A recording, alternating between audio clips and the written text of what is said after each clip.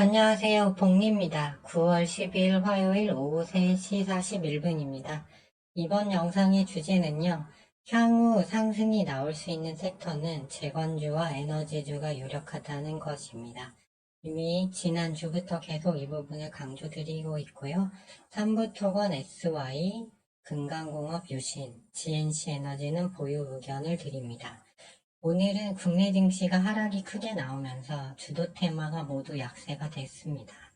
그리고 국내 신용잔고 20조 5천억은 추후에 투매 구간을 만들 뇌관이라고 계속 말씀드리고 있는데 오늘 이제 그런 흐름이 나온 것 같습니다. 그리고 내일은 CPI 발표, 모레는 유럽중앙은행 금리 결정, 그리고 일본 중앙은행의 기준금리 인상 등이 가져올 변동성 등이 좀 시장을 좀 더 힘들게 할 것 같은데요. 결국 제가 계속 몇 달 전부터 말씀드렸던 물가 하락 없이는 상승장도 없다라는 그 메가 이슈가 그대로 적용되는 모습이며 결국 유가, 좀 이꼬르 물가라고 할 수 있겠죠. 유가가 이제 핵심 변수로 등장한 것 같습니다. 재건주를 9월 초에 추천드렸을 때 저는 유신을 매수했고요.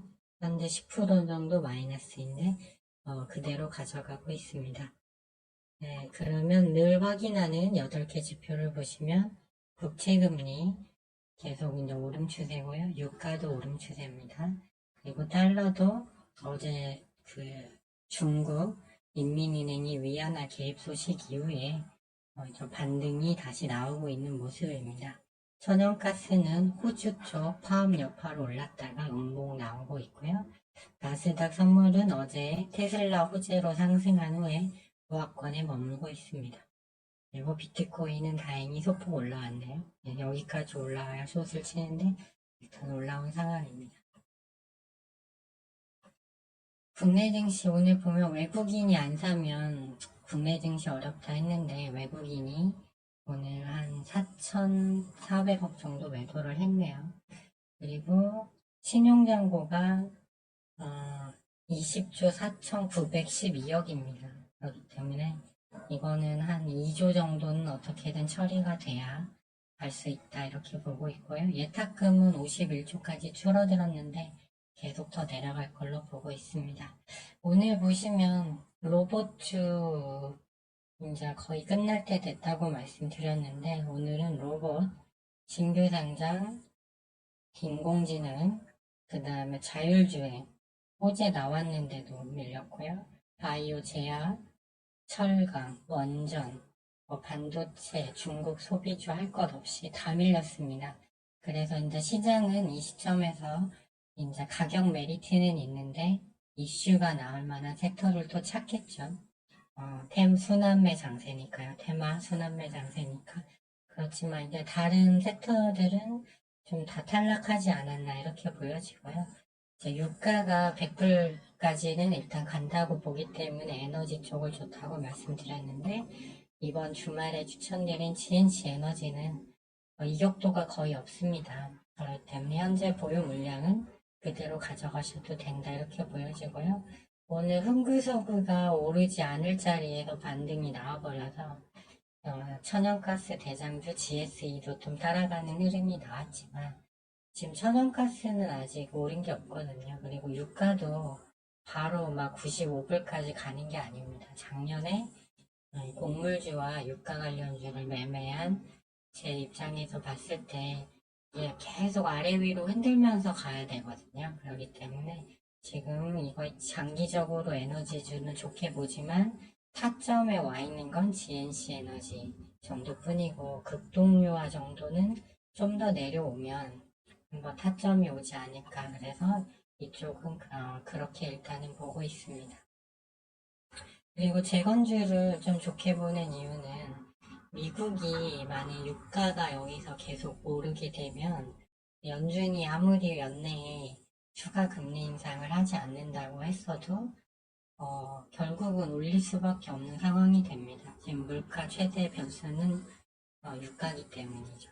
그리고 미국, 일본 중앙은행이 이제 금리 인상을 시도하면 미국에 가 있는 엔캐리 자금이 이탈하면서 미국 국채금리는 더 오를 수밖에 없죠. 지금 사우디, 중국, 일본이 다 미국 국채를 팔고 있는데 역대급으로도 채권은 발행 중이잖아요. 그렇기 때문에 미국 채권 시장 경색이 올 수 있고 이거는 미국 채권을 제로금리 때 사놓은 금융기관의 부실화가 커지는 확정되는 사태를 낳을 수 있습니다. 그래서 작년 말에도 영국 경기금이 한번 파산할 뻔했잖아요. 똑같은 이유로. 그렇기 때문에 미국이 오히려 지금은 더 곤란한 상황이다라고 말씀드렸어요. 그래서 지금 미국도 이제 브릭스 국가가 너무 강하게 뭉치고 있기 때문에 오히려 코너에 몰린 건 미국이고 만일 지금 바이든 지지율이 역대 최저치고 후보를 교체해야 된다는 의견이 민주당에서 나오고 있는 상황인데 여기서 미국 증시까지 하반기에 밑으로 급락이 나와버리면 대선에서 민주당이 이길 수가 없습니다. 그래서 이거를 해소하기 위한 최고의 방법은 러우전을 멈추는 것 뿐입니다.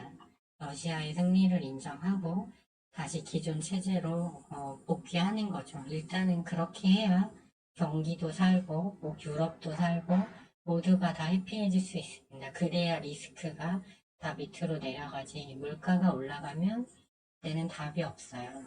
그렇기 때문에 그런 상황을 좋게 보고 또 언론 논조가 조금씩 바뀌는 거에 주목하고 싶습니다. 그것은 무엇이냐면 이 합참의장이 우크라이나가 공세를 할 수 있는 기간이 30일밖에 남지 않았다는 말 그리고 젤렌스키가 CNN과의 인터뷰에서 우방들이 이제 지원을 좀 주저하는 것 같다는 직감이 든다. 그리고 작년에 종전 시나리오로 나왔던 게 일단 젤렌스키를 끌어내려야 된다는 겁니다. 실제로 젤렌스키가 진짜 부패 그런 것도 많지만 어쨌든 항전의 아이콘이기 때문에 미국에서 젤렌스키를 부패혐의나 이런 거를 씹어서 진짜 하야를 시키고 평화회담을 지향한다는 시나리오가 많았는데 오늘 외신을 보니까 우크라이나 국민의 78%가 부패의 정점은 젤렌스키라는 걸 발표를 했더라고요. 그래서 아까 한 30분 전에 뉴스가 나와서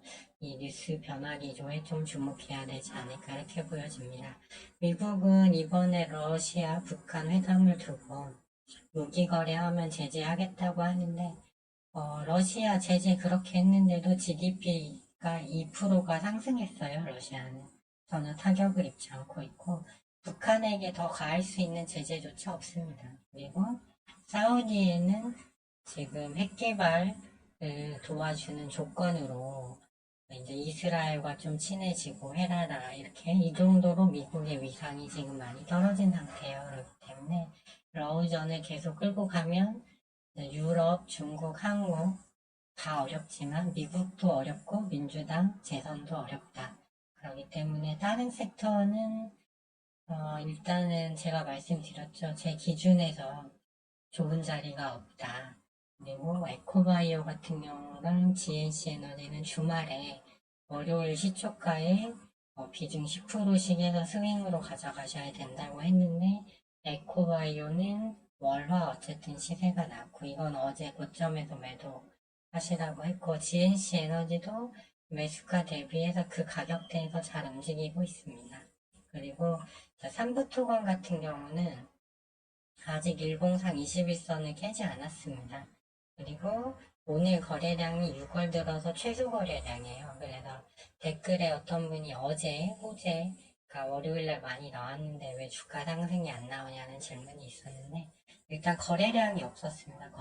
거래량이 늘어야 이제 이 매물도 뚫고 가는데 거래량이 없었고 그 당시에 뭐 바이오 제약부터 해가지고 잘 가는 섹터가 많았어요. 그래서 국내 증시 고객 예탁금이 51조까지 내려왔기 때문에 수급을 나눠 가질 수 없거든요. 그리고 신용장부도 그래서 일단은 그런 상황인데 이쪽은 21선만 깨지 않는다면 좀 계속 가져갈 만한 자리다 이렇게 보고 있고요.